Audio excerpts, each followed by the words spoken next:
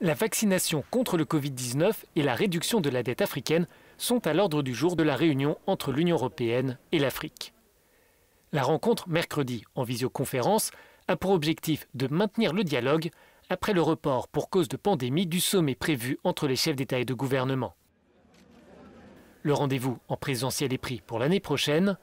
Euronews a interrogé l'entrepreneur et philanthrope soudanais Mo Ibrahim sur les enjeux de ce partenariat. Le Covid est une pandémie mondiale et personne ne peut se déclarer vainqueur. Nous devons parvenir à une victoire mondiale. Si le Covid ne prend pas fin en Afrique, il se poursuivra en Europe.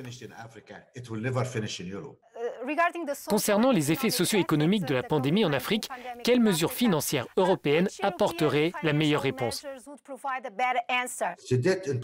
La dette en 2020 était de 44 milliards de dollars. Il y a eu un moratoire de 6 mois, mais il faut un moratoire pour 2021, voire 2022.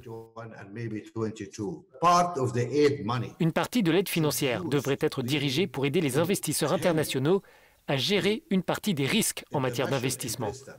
Cela pourrait avoir un effet majeur.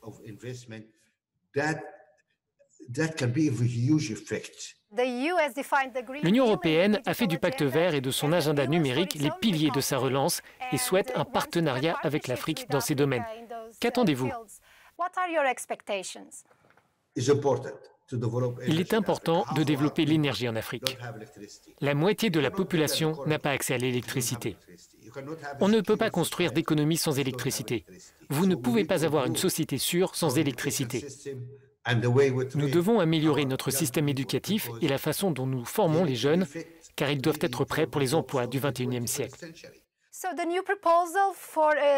La nouvelle proposition de pacte européen pour l'asile et la migration veut trouver l'équilibre entre voies légales pour attirer la main-d'œuvre et l'augmentation des renvois pour les personnes en situation irrégulière.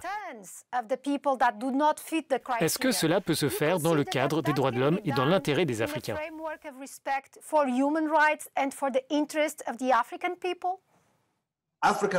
Les migrants africains représentent moins de 14% des migrants à travers le monde. Si nous créons des opportunités là où ils vivent, il est peu probable qu'ils souhaitent partir.